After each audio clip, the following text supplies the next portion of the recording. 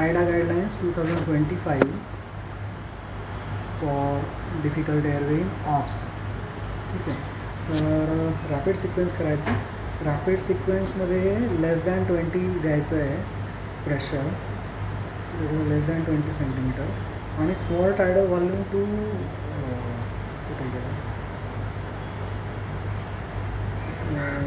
एक second, small tidal volume द्यायचा आहे.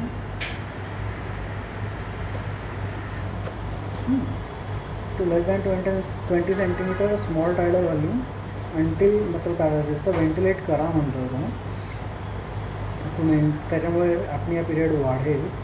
आणि हायपर व्हेंटिलेट करू नका म्हणतो तो. व्हेंटिलेशन मेंटेन करा for PaO2 greater than 70. Hyper ventilate नका करू, अल्प लॉसेस होतो, युटेराईन वॅसो कन्स्ट्रिक्शन होतं. PaO2ची ही नॉर्मल रेंज, नॉर्मलपेक्षा थोडीशी खाली आहे, ही आयडियल आहे म्हणतो. बाकीचं मग काय आहे, फेल इंट्युबेशन मोर कॉमन आहे, 1 in 224, 8 times greater than general population. नंतर प्रेग्नन्सी रिलेटेड चेंजेस आहेत, तर ते ॲनाटॉमिकल पण आहे आणि फिजिओलॉजिकल पण आहे. तर anatomical airway oedema, breast enlargement, obesity, reduce capacity, physiologically oxygen demand वाढली असेल, मार्जिन कमी होते, गॅस्ट्रिक एम्प्टिंग स्लो असते त्यांच्यामध्ये, स्पेशली पेनमुळे गॅस्ट्रिक एम्प्टिंग स्लो होते, म्हणून ॲडिक्वेट ॲनाल्जेसिया पाहिजे. ठीक आहे. लेबर आणि बिअरिंग डाऊनमुळे आणखी एडेमा वाढतो. नंतर हा चार्ट दिलेला आहे. चार्टमध्ये मॉडिफाईड RSI, APL लेस दॅन 20, तेच आपलं position, NMB, tools, technique, operator, 2+1 attempt. बाकी नॉर्मल याच्यात आपलं 3 अटेम्प्ट्स आहेत. याच्यात 2+1 म्हणजे त्याचा सेमच आहे. सुप्राग्लॉटिकचा 2, फेस मास्कचा 3च ठेवा, फक्त सुप्राग्लॉटिकचा कमी केला आहे त्यांनी. आणि एक रेकॉर्ड प्रेशर काढायचं जर व्हेंटिलेशनला प्रॉब्लेम येत असेल, व्हेंटिलेशन डिफिकल्ट सगळंच, मास्क व्हेंटिलेशन, LMA किंवा ट्यूब, सगळंच डिफिकल्ट होतं. जर क्रिकॉर्ड प्रेशर व्ह्यू समजा, तर क्रिकॉर्ड प्रेशर तिथे काढू शकतो, असं आहे. लीक जर मोठा आहे, ऑडिबल आहे, क्वांटिफायबल आहे, तर इंट्युबेट करा, अदरवाईज इंट्युबेट नका करू, सोडून द्या, LMAवर ॲक्सेप्ट करा.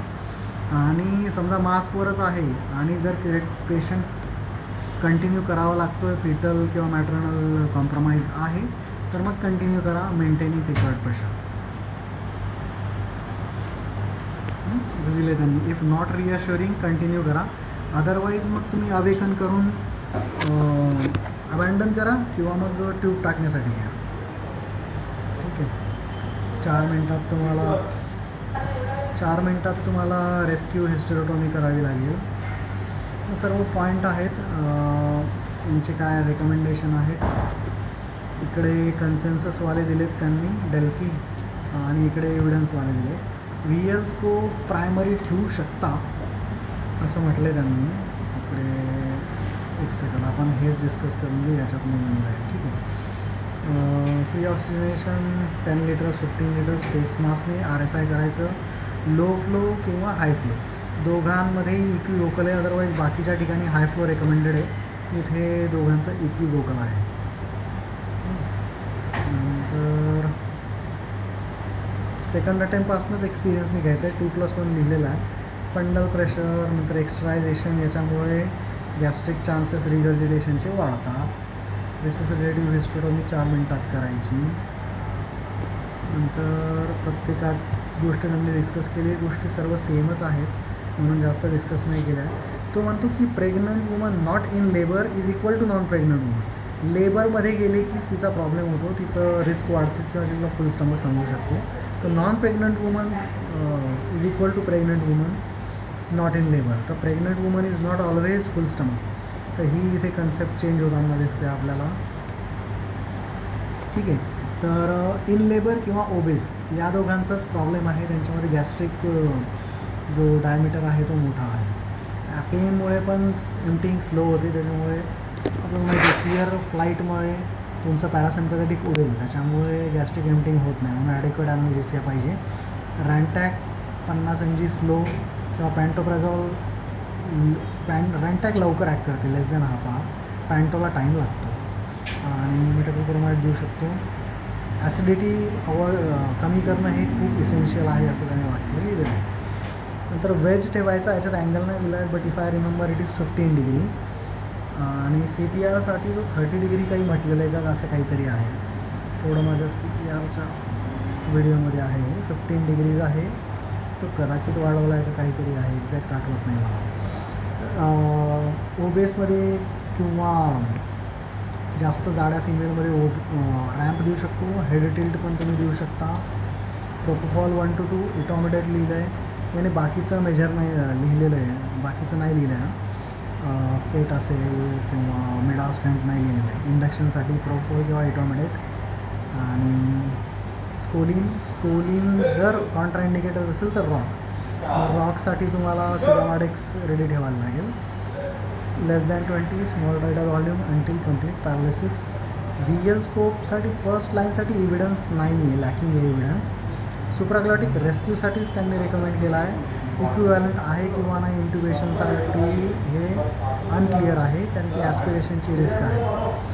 तर तुम्ही सुप्राग्लॉटिक सेकंड जनरेशनने इंट्युबेट करू शकता. त्याला त्याने SAC FBI म्हणून टर्म दिली, सुप्राग्लॉटिक एअरवे गायडेड फायब्रोटिक इंट्युबेशन. तर हे ब्रॉड जे वाईड जे SADs आहेत त्याच्यातनं करू शकतो. जसं क्लासिक LMA, आयजेल, ऑरागेन, एअरक्यू किंवा प्रोटेक्टरने. जो नॅरो आहे जसं की प्रोसील आहे, तर क्लासिक वाईड आहे, प्रोसील नॅरो, सुप्रीम नॅरो आहे. तर यांच्यामध्ये तुम्ही मग एंट्री कॅथेटर वगैरे तुम्हाला टाकावं लागेल.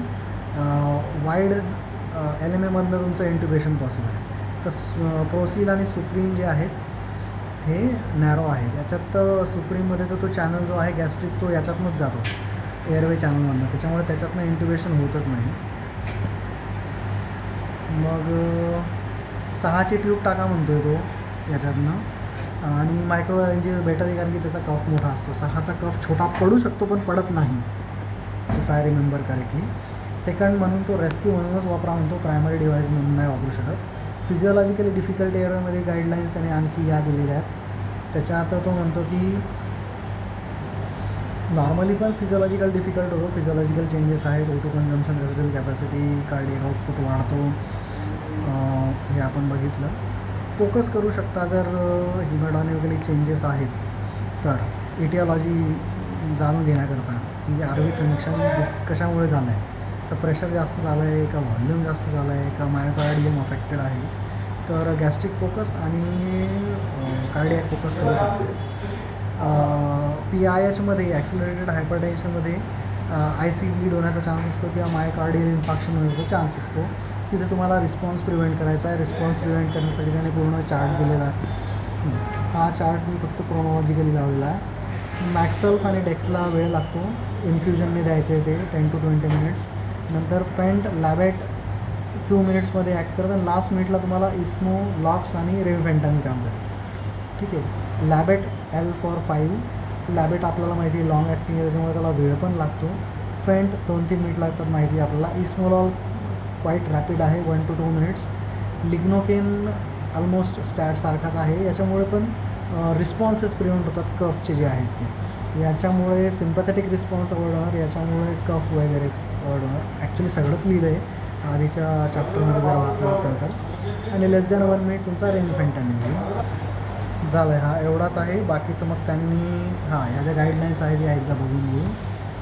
VL स्कोप बेनिफिशियल आहे, मे बी कन्सिडर्ड आहे, best practice. Supraglottic not primary. Cricoid pressure continuously तुम्हाला मेंटेन ठेवायचे सर्व ठिकाणी, जर नाही होते तरच काढू शकतो. ठीक आहे. हाय फ्लो हा इक्वलसारखा आहे, हाय फ्लो आणि low flow. Gastric ultrasound 1.5 ml हा त्याचा अमाऊंट आहे. 60 ml 60 kgची फिमेल असेल 90 ml. ओके. फास्टिंग 2 hours आणि 6 hours for solid, but sips of water चालू ठेवू शकतो. नंतर कन्सेन्सस मॅक्सिमम 2+ पण सुपरकॉटिकसाठी 2. सेलिक मॅन्युअर चालूच ठेवा असं म्हणतो आहे तो. रिमूव्ह जर तुम्हाला व्हेंटिलेशन, इंट्युबेशन, LMA जमत नाही तर रिमूव्ह करू शकता. मास्क व्हेंटिलेशन 20 सेंटीमीटरवर करायचं आहे. रॉक जर कॉन्ट्रा इंडिकेटेड आहे आणि तुमच्याकडे रिव्हर्सल आहे तर सेकंड जनरेशन जर फिटल किंवा मॅटर्नल स्टेटस कॉम्प्रोमाइजिंग आहे तर तुम्ही LMA असेल किंवा मास्क असेल त्याच्याने तुम्ही कंटिन्यू करू शकता विथ क्रिकॉर्ड प्रेशर. ठीक आहे. आणि जर स्पॉन्टेनियस आला आहे इनएडिक्वेट आहे तर मसल रिलॅक्सन द्या म्हणतो. ठीक आहे.